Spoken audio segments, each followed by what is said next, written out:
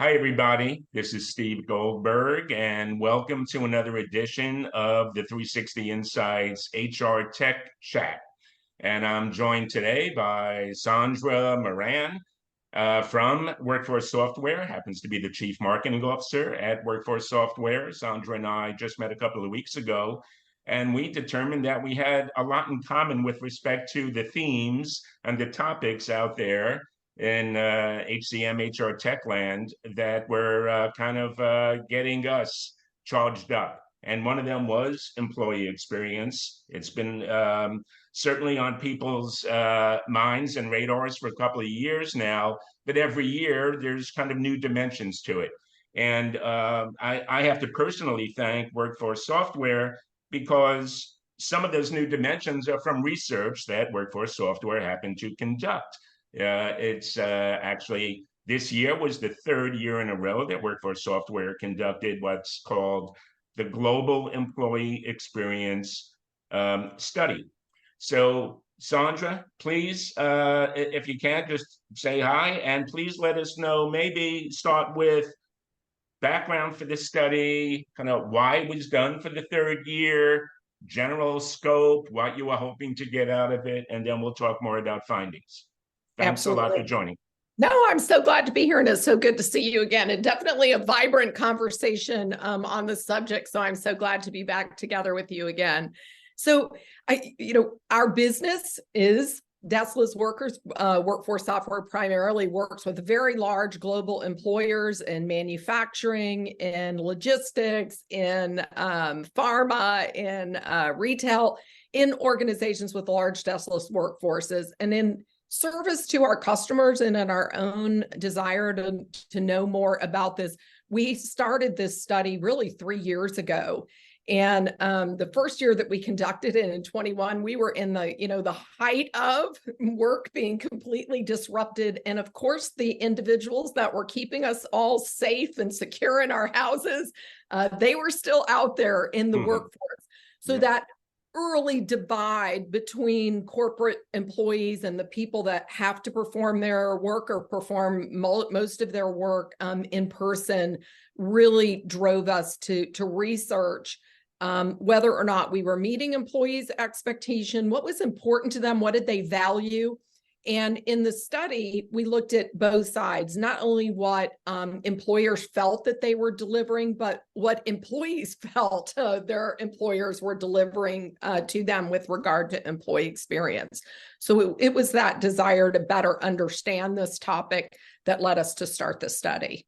Thanks for the background, Sandra. And I did read some of the findings. And to me, one of the main ones that stood out was almost like a paradox. And I think, right off the bat, what I'm referring to, the paradox being, both employee and employer view it as something very important, view the employee experience as something very important. We know Abraham Maslow many years ago talked about self-actualization and why that's important to people, and self-esteem, how that translates into engagement, retention, productivity, etc. So most people buy into that, but yet there was still major points of, let's say, divergence. So maybe you could speak to that. Absolutely. So the first year that we set out to do the study, it became, not intentionally, but after the fact, nicknamed inside the company as the Employee Experience Gap Study. And that's because the first year, we every year we've surveyed a little bit over 3,000 individuals, and we've been fortunate to get feedback from around the world. Let me just set the context. And about half of the respondents being deskless workers and half of the respondents being employers from the employer side, either managers who were responsible for delivering a great experience to their employees or corporate employees and organizations. And in 21, the aha gotcha moment was that employers rated themselves in every category that had a significant impact to employees. Do you have the training that you need to be successful in your job? Is your employer flexible? Are they helping you deal with personal circumstances in your life? Do they get valuable feedback from you? We looked through a variety of topics that are considered important to employee experience. And what we found is employers were giving themselves, 88s, 92, 98, and their employees were feeling considerably different about that on every category. So again, it became nicknamed the gap study, and it was because employers were like, of course, 98% of the time, we help our employees with the training that they need. And employers were saying that, and employees were saying something quite different. 60% of them felt that they had what they need. Absolutely. The second year that we conducted the study, what we found was the gap completely closed, nearly completely closed, again, in almost every one of these categories. But Steve, the headline was, it closed because employers realized they were actually not delivering. So the gap closed, but the opportunity to really implement changes that were meaningful to employees, they just realized they weren't doing it. Yeah. And the headline of this year, and we just completed the study, the headline this year is "The Gap Remains Closed." But on the issues that were most important, like, do you actually offer flexible scheduling that enables me to get greater work-life balance? It gives me more control. On those topics, the importance to employees for those experience aspects raised dramatically. So I'll just look so that I'm saying the right thing. So in 2001, employees said, 59%, does my employer help me with scheduling flexibility, with control? In 2023, that became 84% more important to employees. So the gap is closed. They both realize they're not meeting the need. And at the same time, employees are continuing to pour on how critically important this is to them. One, when they're selecting an employer, and two, when they're deciding to stay with an employer. Really fascinating. And when we met for the first time at the HR Tech conference, I mentioned that I think it was 6-7 years ago, I published my first article on the employee experience. And that article, and I think I kind of walked you through my 30-second 5-pillar employee experience or superior employee experience framework. And I just want to do kind of a rewind or a refresh on that and get your perspective on that and see to what extent the study findings were kind of aligned with it. So the 5 pillars of a superior employee experience, according to what I came up with 5 years ago, and I'm sticking with it. The first one is the recognition it's a universal need of all employees, an intrinsic need to do meaningful work, feel valued. And I know the word value or feeling valued came up in your study, so we can come back to that. Meaningful work, feeling valued, and be productive. Yes, all employees want to be productive. The day goes a lot more quickly, as we know. The second pillar is employees need a line of sight into how their skills are going to be developed, right? And to the extent that there's a career path, that they're seeing how the employees are supporting that. The third pillar is the perception of fairness, right? Fairness and the flexibility dimension comes in there, right? If a colleague, a coworker is getting a lot of, prime choice shifts to work, and I'm not, there's not a perception of fairness, right? The fourth one is pretty fundamental. I want my employer to really value total well-being, my total well-being, physical, mental, etc. And the fifth one is that the tools that I'm using, so put it in the context of a deskless worker, putting in their hours, swapping the shift. The tools that I'm using have to enhance my productivity, not be a roadblock, not impede my productivity. So I know that when I first shared this with you, it seemed to resonate. So what say you about the findings and whether or not I need to modify those? Are there any other kind of foundational pillars that I need to be considering? I think I'll say when we talked about them, I absolutely agree with them. But what I'll say is the way that you think about those impacting corporate employees versus deskless employees might make them take on a slightly different dimension. And I think also fundamental to this, over the time period that we're talking about, the rise in power of employees and their willingness to tolerate a system that is more favorable just to what is in the best interest of the company is becoming less and less viable for a deskless worker population of employees. And we've seen it with some of the strikes where employees have more power today in industries where there are labor shortages.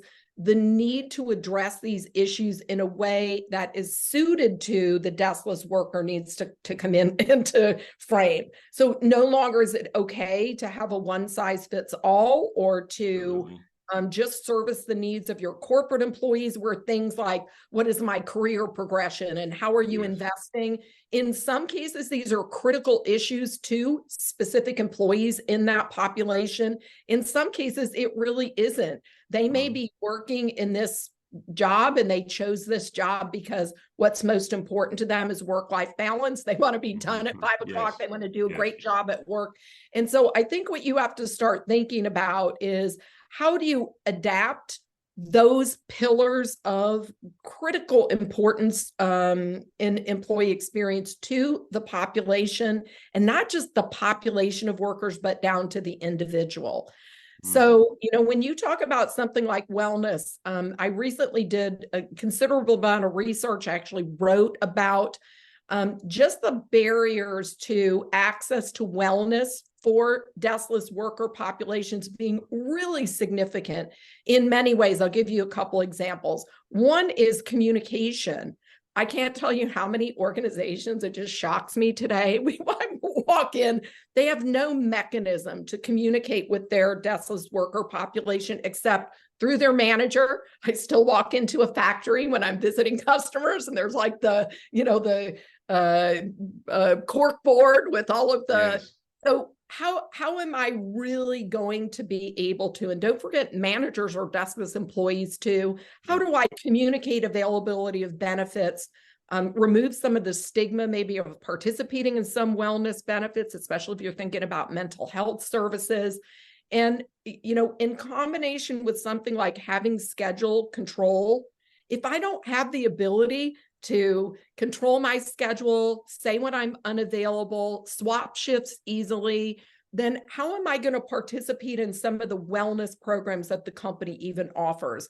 So I think you have to take each one of those down to the employee level. I think you have to take each one of those and evaluate whether or not the mechanisms by which you provide information and access and actually support the employee to take advantage of them, have you really adapted that to the needs of this, unique working population? Well, I have to admit, you certainly gave me a wake-up call. I spent from mid-'80s to late '90s in HR on Wall Street. There weren't a whole lot of deskless workers or hourly paid employees. We had some or many in operations.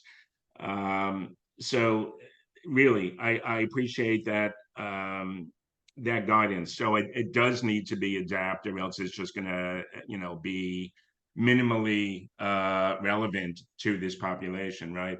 So one of the things I've been thinking about it, and while I'm listening to you, is this notion of I don't even know if people use this phrase anymore. I think I learned it in school, but kind of the force field analysis, forces for me and forces against me, right? And a deskless worker is somebody that's out in the field. The communication dimension is a challenge. I don't know if the employer and my manager really care a lot about my mental well-being. What am I doing that keeps me engaged, that keeps me connected to the organization? I mean, the onus is on the organization, that person's supervisor or manager, to think about that, what the challenges are and how do we offset the downside of those challenges, right? How do we Yeah. get that employee feeling more connected? And Mhm. I know workforce software and with your workforce management platform, you do think a lot about communications, particularly for deskless workers and those in the field. So when you think about that kind of forces for you, forces against you, how do you make up for the more extreme challenges that are faced by deskless workers, particularly those in the field? How do you make up for it? Yeah, well, I think number one is that we already own the technology, and most employees already have the technology in their hand. So today, I think we really are, we have the technology at our hands, and we have the ability to use technology to dramatically improve the employee's experience. Some of the barriers are things like about 78% of deskless employees, they don't even have a corporate email address. So communicating with them really requires you to think about different ways that you can do that at a cost effective way. I think the other thing is when you look at large populations of employees, in order to enable experiences that are meaningful, we have to think beyond the once a year feedback survey. We really have to think about whether or not we're able to gather and then act upon feedback that we get from employees in a rapid enough cycle that they feel heard. So it's one thing to ask me my opinion, honestly, and you probably know this. If you ask me what my opinion is and you don't do anything about it, you probably shouldn't have even asked me anyway. Yeah. So I think, again, from a technology perspective, we have the ability to trigger communications that are based on what's happening in the life of the employee, put the power of that into the hands of their manager so that they can actually act upon it. And I'll give you an example. What do I mean, like triggered by work events? You could have an employee that has worked multiple overtime shifts in a row. And if I'm saving for a house, I could be like, yes, Steve, please, hey, any shift, I'm in for it. If that employee is an employee for whom that scheduled change is disrupting their life, they can't pick up their child, then I want to capture that then. Hey, Steve, detected 3, unplanned overtime shifts. How's that working for you? I want to make technology work for the manager to create an interaction where I actually am interested in the employee's feedback, and then the manager is easily able to act upon that feedback. So all of that technology exists today. I'm not trivializing what it takes to think through how do you want to empower your managers to react to these kinds of changes. But it is possible, even in highly regulated industries. If the work rules about whether the employee can or can't work a shift are known in the system, we can bypass scheduling people when we shouldn't.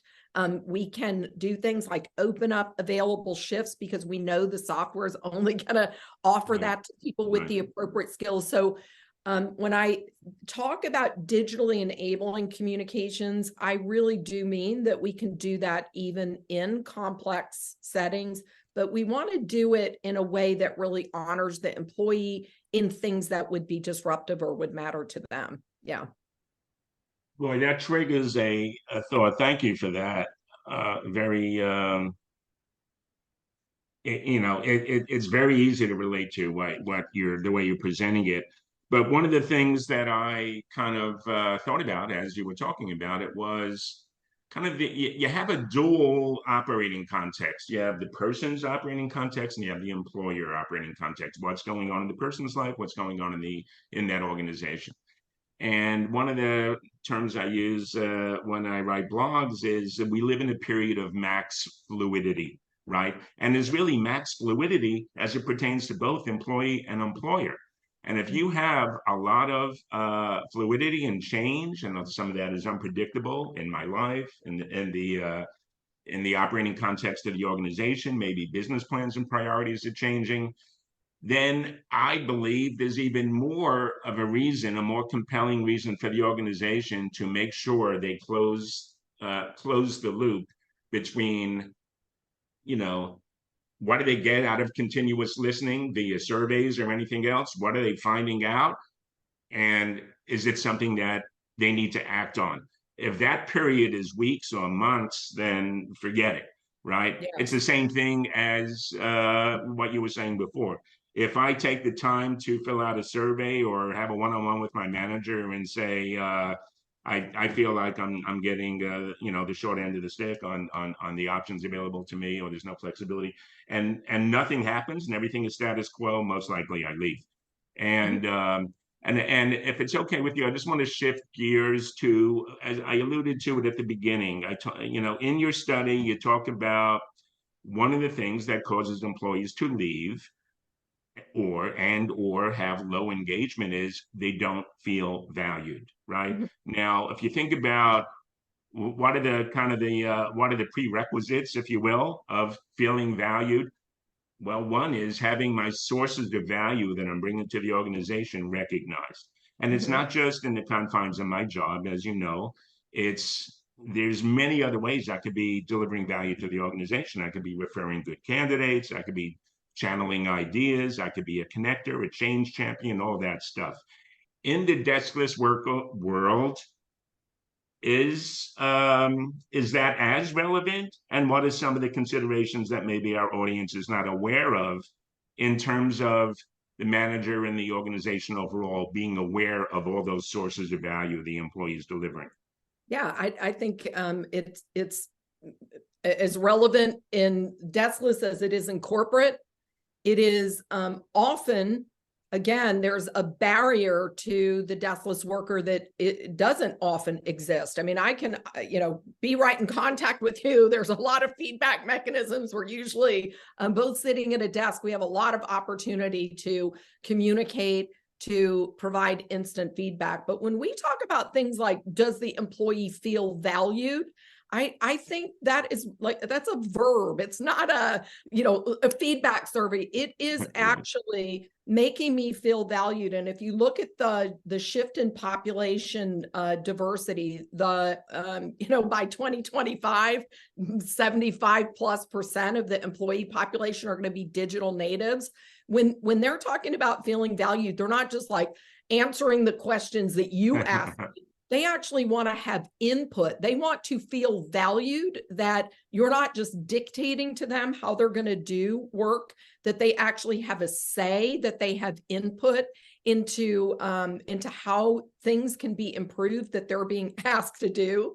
And just that one thing, you told me to do this, you gave me an operating procedure. Did you know I didn't even get 3 of the parts that you told me I have to use for this? There's all kinds of frustrations in a worker's life. How do they know who to contact? How do they even have a mechanism by which they can provide that feedback? I really do mean that feeling valued and having a voice means not just these 10 survey questions, but that you are including me in the process around Yes. how work gets performed.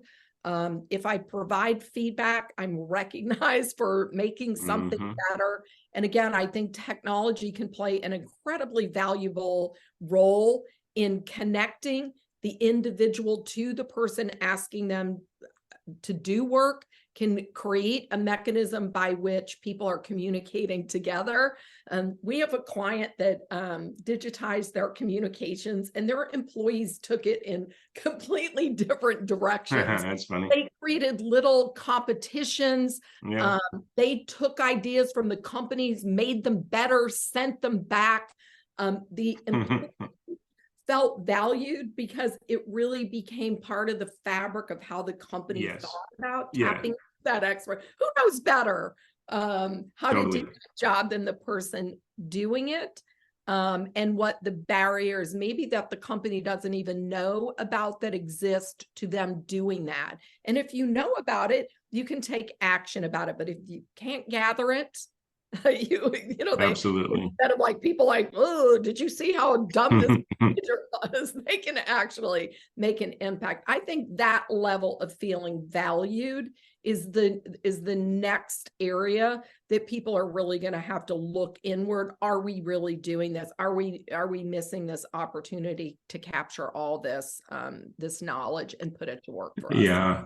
Uh, and I think, and you would probably agree, I mean, small steps matter, right? Small steps, small progress toward feeling valued. It's not a binary thing, where I either feel valued or I don't. Well, it could be that, but it's not like if these 12 things, as you pointed out, are are happening and those are things I'm experiencing, I'm going to feel valued. If not, I'm not going to feel valued. Well, it's not like that. And I remember the first CHRO that I reported to right out of grad school. I had a small team, and I remember, to this day, kind of a tip that he gave me. He said, if we can get to the point in the culture that you build for your team, where everyone kind of thinks and acts like an owner of the business, even though it was a back office operations area, we want everyone to think and act like an owner of the business, like a corner store owner of the business.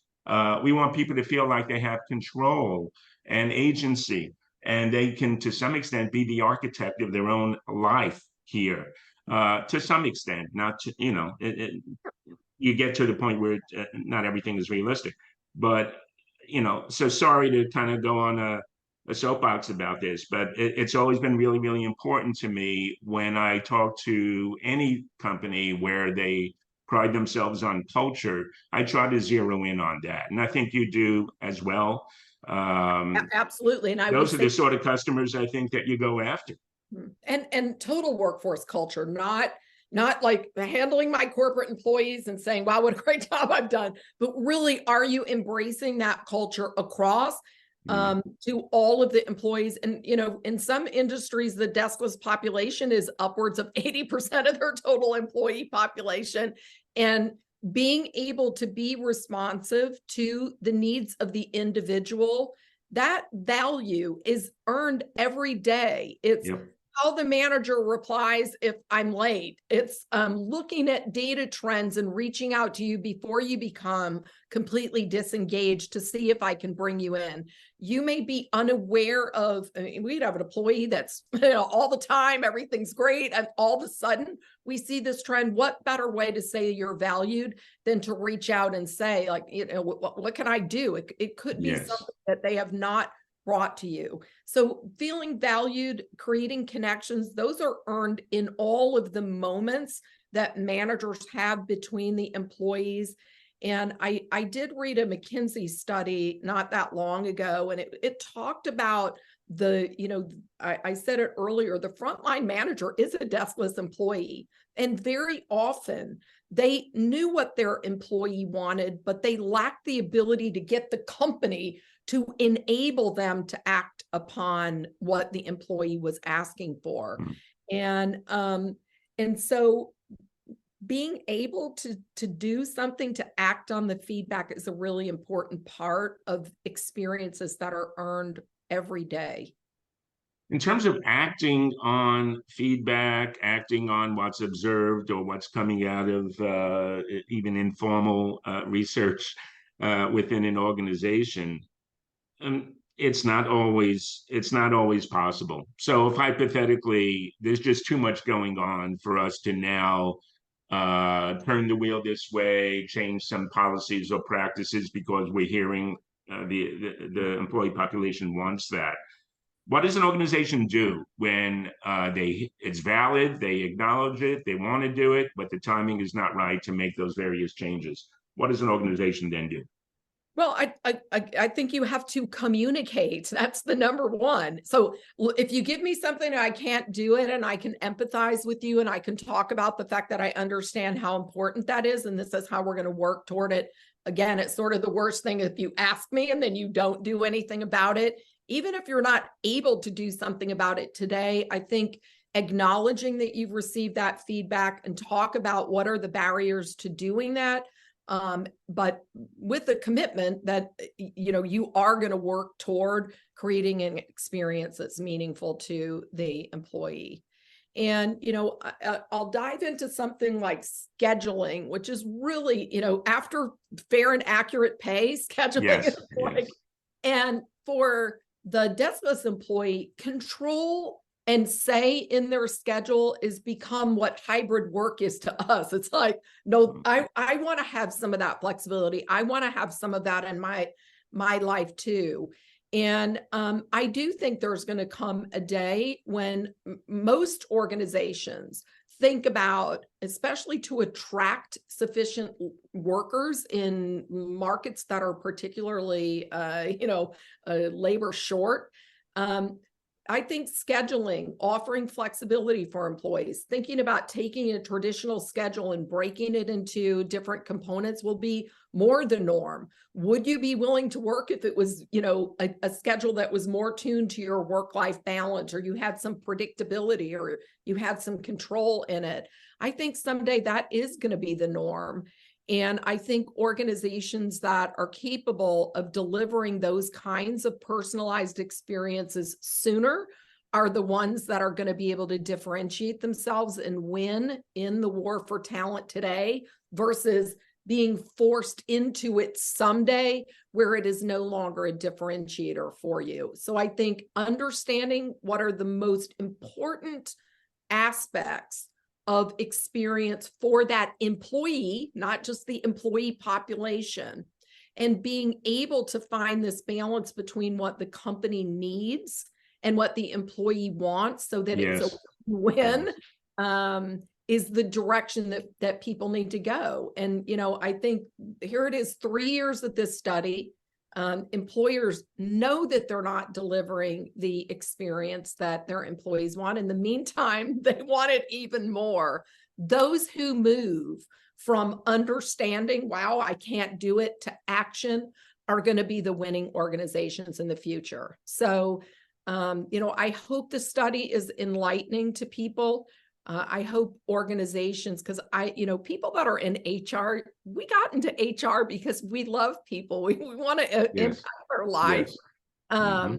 The technology is there to ensure that employers' needs are met and the employee wants are delivered. And so it's time to act. And those needs, interests, and goals, we're trying to balance needs, interests, and goals of employee and employer. They might be changing on both sides, on one or both sides. What employee is going to have the same exact needs, interests, and goals for 10 years? Very few. Yes. So that's where I think AI or Gen AI is going to be able to personalize based on a fluid operating context. At least I'm optimistic about that. We'll start to see that more in the deskless worker population. So in closing, what might you expect if the study is conducted again next year? What's one thing that you expect that might be different than you found this year? Well, let me say what I hope it is. And that is that more organizations have moved to close the gap, because we are considerably beyond awareness at this point. Many employers have realized exactly what you're talking about. I've asked you for this, but you have yet to deliver. So I'm going to close with, I hope it is that the gap is closed, because employers are really recognizing that employees want to say, they want, not just training, but access to training just in time through their mobile device. They really want to have a deep and meaningful connection with their employer. They want to be paid fairly. They want input and control in their life. So I do think we're there with technology. That's the optimistic part. And I think it's just definitely time to act. So that's what I hope I see in the study next year. I cannot top that. And this has just been such an amazing talk for me personally, because I'm still learning after all these years in and around HR, HCM, and HR tech. I'm still learning. And that's why I like to interact with folks like you, because I keep learning. So thanks a lot. Really appreciate you joining our HR tech chat from 360 Insights, and see you again at the next industry event. You stay well. Absolutely. Thank you. Take Bye. care, Sandra.